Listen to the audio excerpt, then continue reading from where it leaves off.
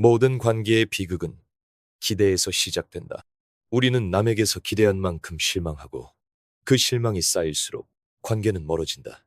알랭드 보통 인간관계에서 가장 흔하게 벌어지는 불행은 우리가 기대한 만큼 상대가 움직이지 않을 때다. 기대는 처음엔 작은 불만으로 시작되지만 곧 의무가 되고 결국은 원망이 된다. 상대방은 모른다.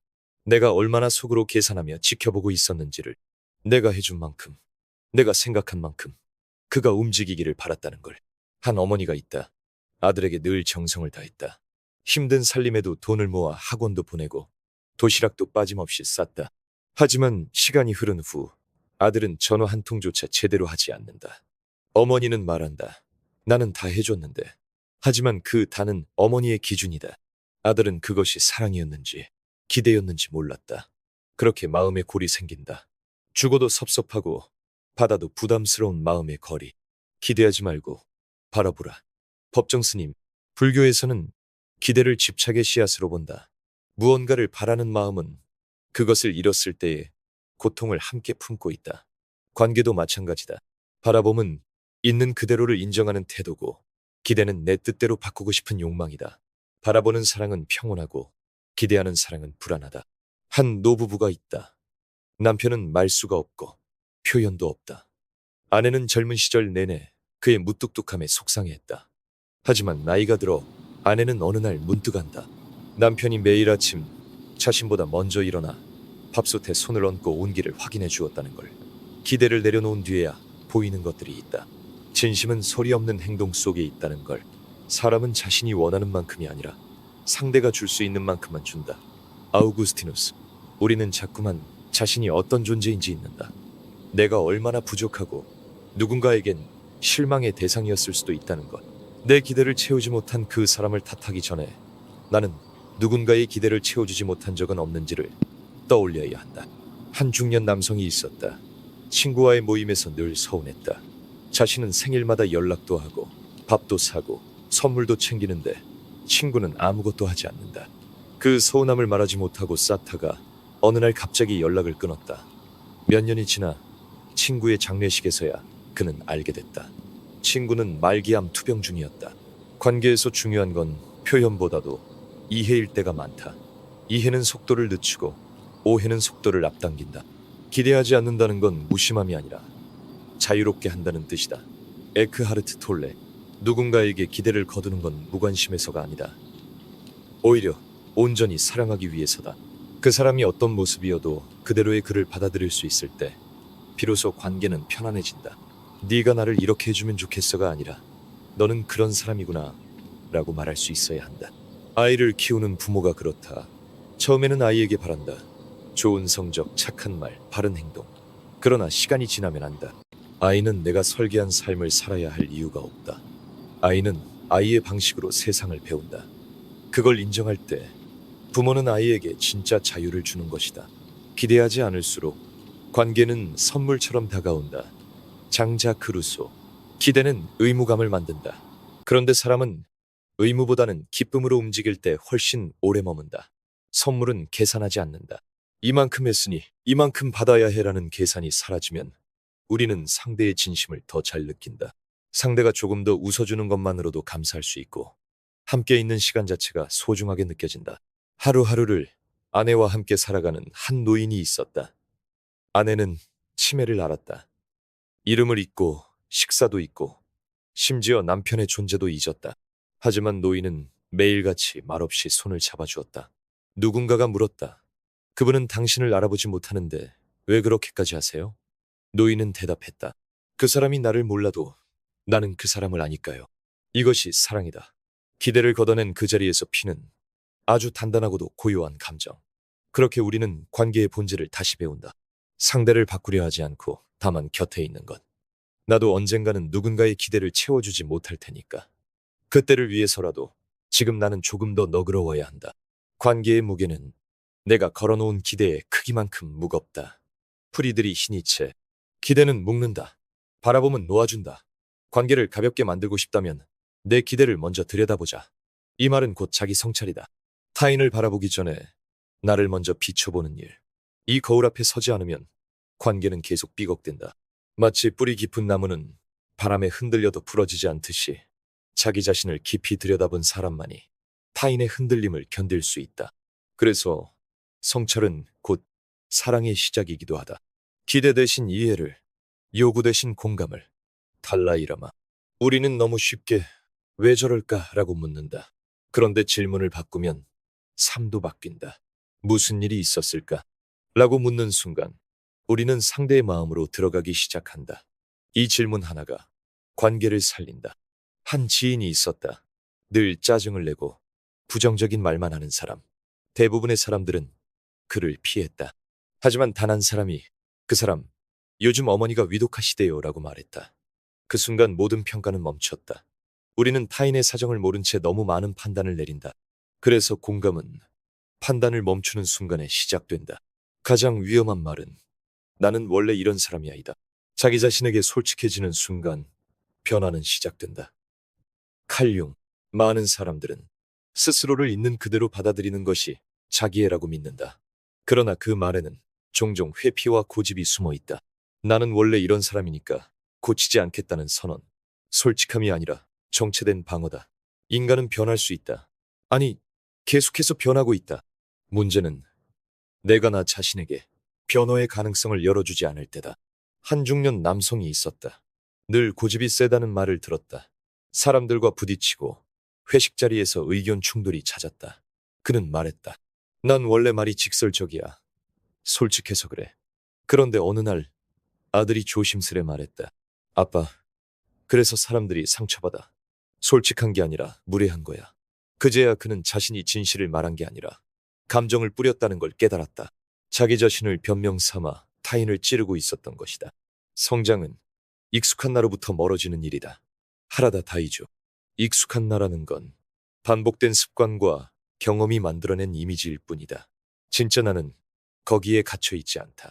매일 아침 눈을 뜨는 순간 우리는 새로운 선택의 문 앞에 선다. 그 문을 열지 않고 나는 원래 이래라고 말해버리면 삶은 점점 더 닫힌 세계가 된다. 한 여성은 늘 불안에 시달렸다. 사람을 믿지 못했고 언제나 관계에 거리감을 두었다. 어린 시절 부모의 이혼이 깊은 상처였기 때문이다. 그녀는 말했다. 난 원래 그래. 쉽게 안 믿어. 하지만 어느 상담사가 조용히 물었다. 그게 당신을 지켜줬던 방법이라는 건 알겠어요. 그런데 이제 그 방식이 당신을 더 아프게 하고 있는 건 아닐까요? 그녀는 처음으로 울었다. 변화를 원하면서도 자신이 만든 벽 안에 갇혀 있었다는 걸. 나는 원래 이런 사람이라는 말은 그 이상이 되고 싶지 않다는 뜻이다. 조지 버나드 쇼.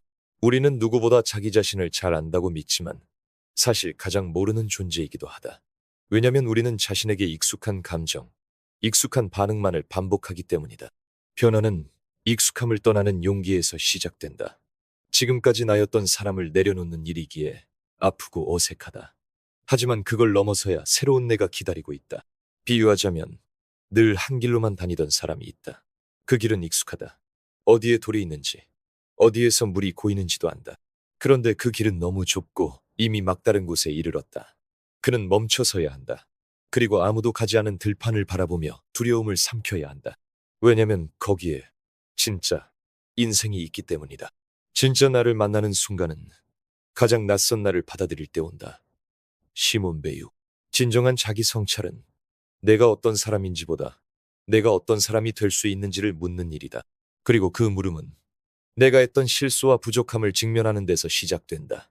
그 순간은 결코 기분 좋지 않다. 고개를 돌리고 싶고 남 탓을 하고 싶다. 하지만 회피할수록 진실은 더 큰 그림자가 되어 우리를 따라온다. 한 아버지가 있었다. 딸과의 관계가 늘 서먹했다. 감정 표현이 서툴렀고 딸의 말에 귀 기울이지 않았다. 나는 원래 무뚝뚝한 사람이야. 우리 아버지도 그랬고 나도 그렇고. 하지만 딸은 서럽게 말했다. 나는 아빠처럼 되지 않으려고 해요. 그날 밤 아버지는 거울을 오래도록 들여다봤다. 나는 원래 이런 사람이라는 말로 그는 딸에게 상처를 주고 있었다. 변화는 그날 밤 늦게나마 시작됐다. 부서진 자아를 끌어안는 용기 없이 진짜 자기는 없다. 에리히, 프롬. 우리는 실수하고 넘어지고 때로는 누군가를 다치게 하며 살아간다. 그건 인간의 본성이다.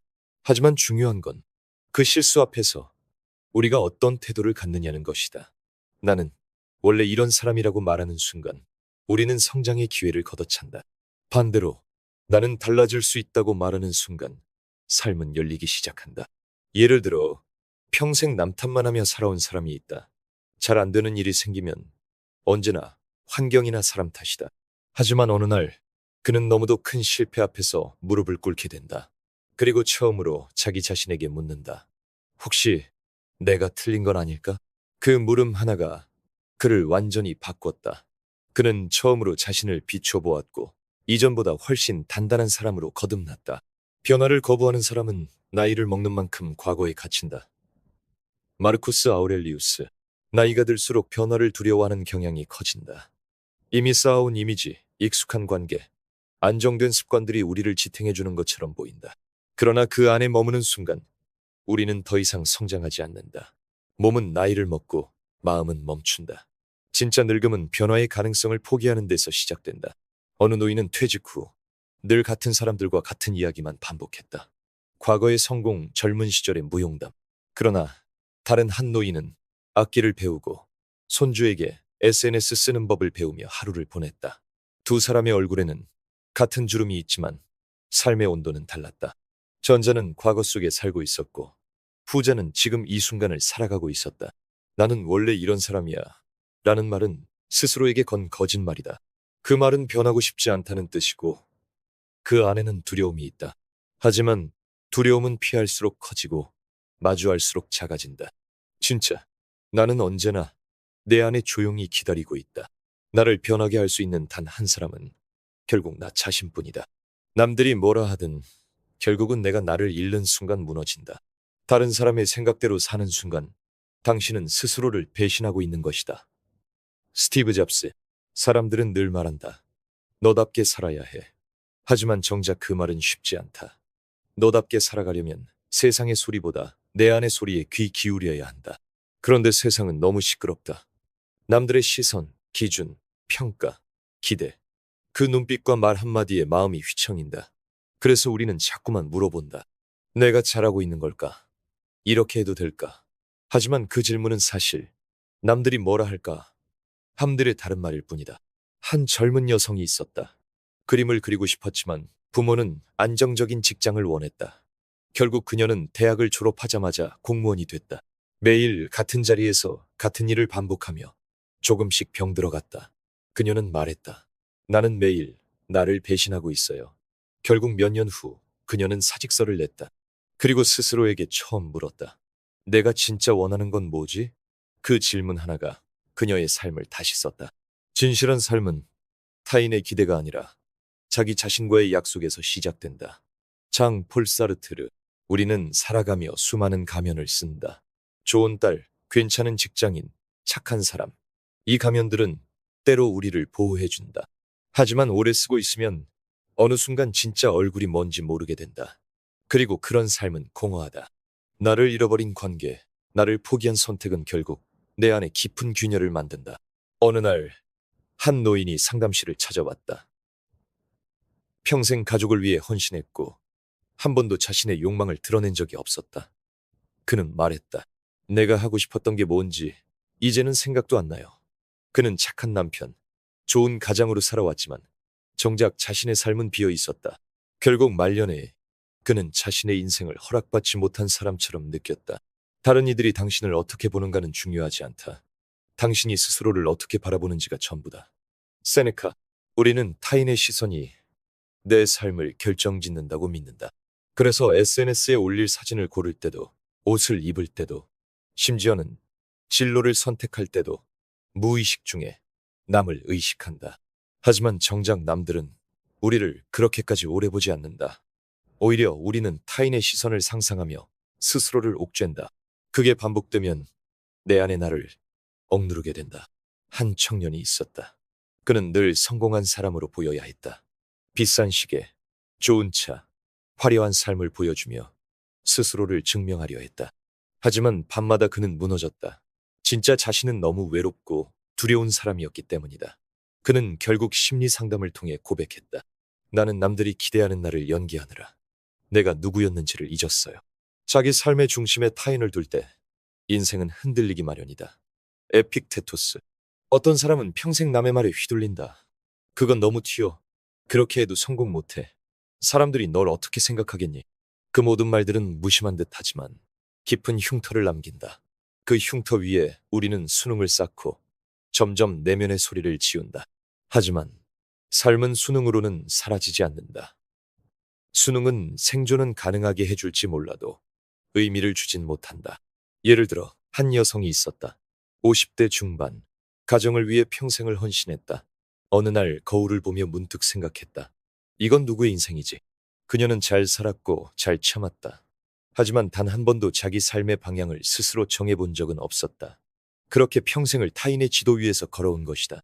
진짜 자유는 남의 인정 없이도 내가 나를 인정할 수 있을 때 찾아온다. 틱나탄. 칭찬을 들을 때 우리는 기쁘다. 인정받을 때 자존감도 올라간다. 문제는 그 칭찬이 사라졌을 때다. 남의 인정을 기준 삼아 살아온 사람은 그 인정이 사라지는 순간 무너진다. 하지만 자기 자신과의 관계가 단단한 사람은 외부의 소리에 휘둘리지 않는다. 그들은 조용히, 꾸준히 자기 삶을 산다. 한 작가가 있었다. 데뷔 초 그의 글은 전혀 주목받지 못했다. 출판사에서도 외면했고 독자도 없었다. 하지만 그는 매일 책상 앞에 앉아 글을 썼다. 왜냐면 그것이 자신을 지키는 일이었기 때문이다. 결국 10년 뒤 그는 시대를 대표하는 작가가 됐다. 누군가의 시선을 위해 시작했다면 그는 진작 그만뒀을 것이다. 자기 삶을 살지 않으면 결국 누군가의 인생 조연으로 사라진다. 앤디 워홀. 우리는 누구나 주인공으로 태어났다. 그러나 살아가며 타인의 기준에 맞춰 조연이 되기를 선택한다. 문제는 그 삶이 익숙해질수록 진짜 내 인생은 멀어진다는 것이다. 내 마음의 중심에 내가 없으면 어떤 성공도 공허하다. 어떤 사랑도 채워지지 않는다. 한 사람이 평생을 남의 기대에 맞춰 살아왔다. 부모의 기대, 배우자의 기준, 사회의 잣대. 어느 날 그는 지쳐버렸다. 그리고 조용히 속삭였다. 이제는 나로 살고 싶다. 그 말은 아주 늦게 했지만 그래도 늦지 않았다. 인생에서 가장 큰 용기는 이제부터는 나답게 살겠다고 결심하는 일이다. 남의 시선을 의식하지 말라는 건 무심하라는 말이 아니다. 그건 내면의 목소리를 듣기 위해 외부의 소음을 줄이라는 뜻이다. 자기 자신과의 관계가 건강한 사람은 어떤 말에도 쉽게 흔들리지 않는다. 마지막으로 남기는 이 말은 내 삶이 흔들릴 때마다 스스로에게 건네야 할 말이다. 지금 나는 나의 인생을 살고 있는가?